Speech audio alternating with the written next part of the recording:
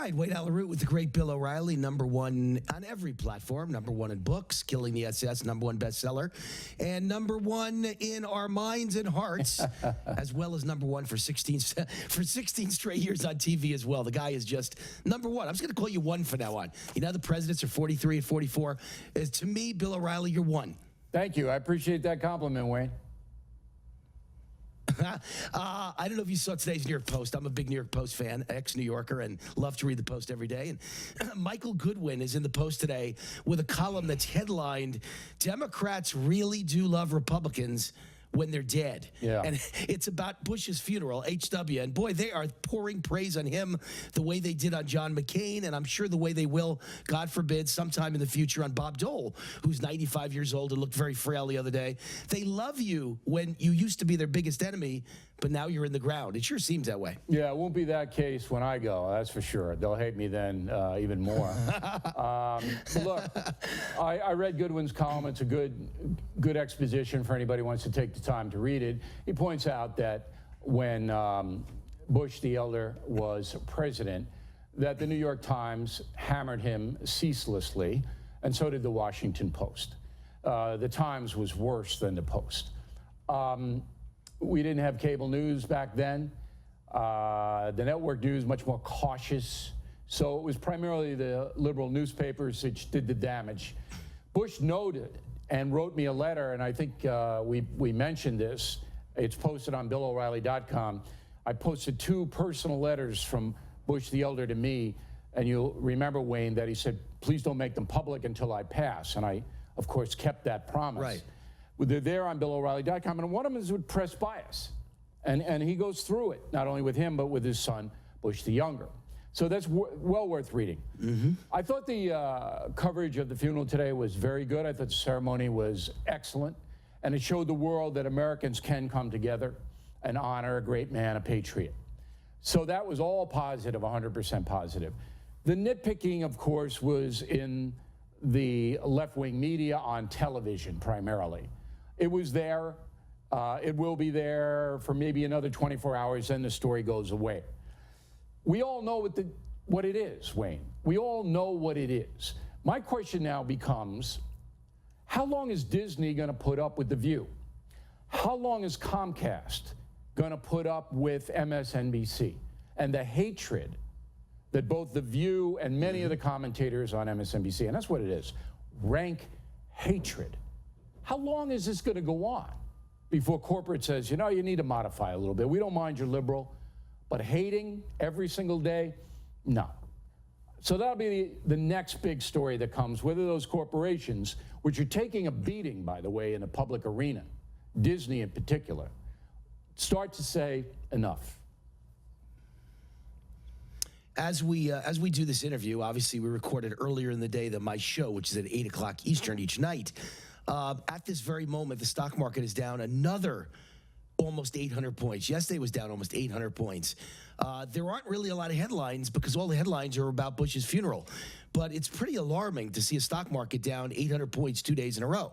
How's this going to affect Trump's reelection? Is this a long-term trend, or is this a quick short-term blip, and what do you think's causing it? You know, I'm not an economist. The stock market is very emotional. I don't think President Trump did himself any good by saying I'm a tariff guy earlier in the week.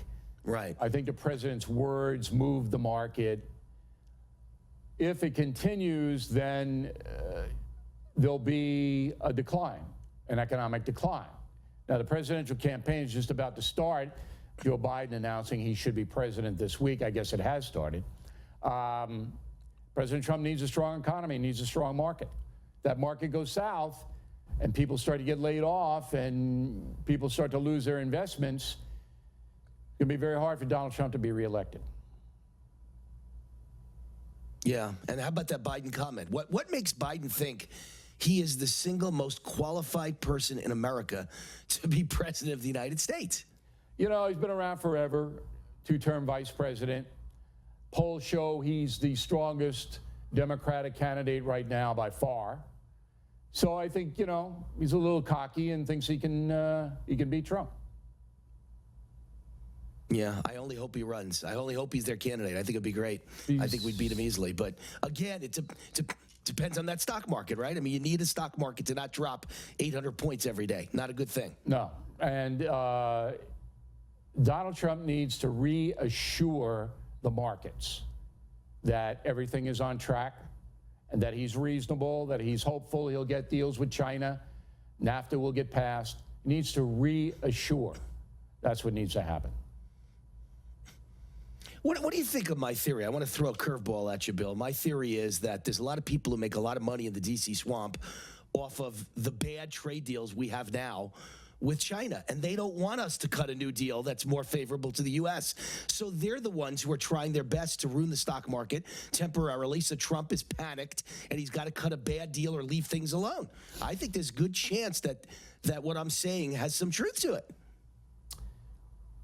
I don't know if they have the clout to do that, Wayne. I mean, I don't know if individual traders or, stock manipulators have the power to drive worldwide markets. I don't disagree with you that there are people profiting from, bad deals, but I don't know if they have the power to do it. Donald Trump's the most powerful man in the world. Market wants stability. That's above all, they want stability.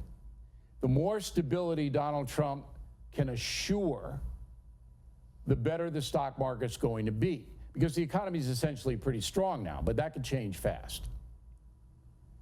Mm-hmm.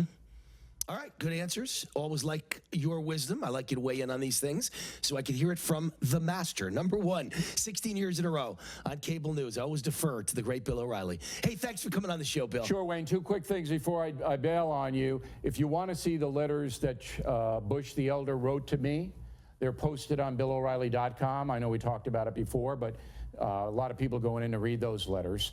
And Killing the SS, thank you very much for mentioning it. Number two next to Michelle, but that's all right. We were number one for a long time, and it makes a great gift. Thanks, Wayne. Sounds great to me, and I'll tell all my viewers tonight, I had quite a few emails yesterday asking, will I be getting those letters and posting them on my website or on Newsmax site, and then I will tell them all to go to BillO'Reilly.com. Well, you can post them too if you want. People are very curious about those letters. If you want to post them, you post them. Just photograph them and post them. But I think people would be very interested to see those two letters. I'll send them to BillO'Reilly.com. Great place to go. Thanks, Bill. Thanks for watching. If you'd like to see more live breaking news coverage, exclusive interviews, and videos from Newsmax TV, click subscribe on our YouTube channel, and don't forget to download the free Newsmax TV app for alerts. Newsmax TV, it's real news for real people.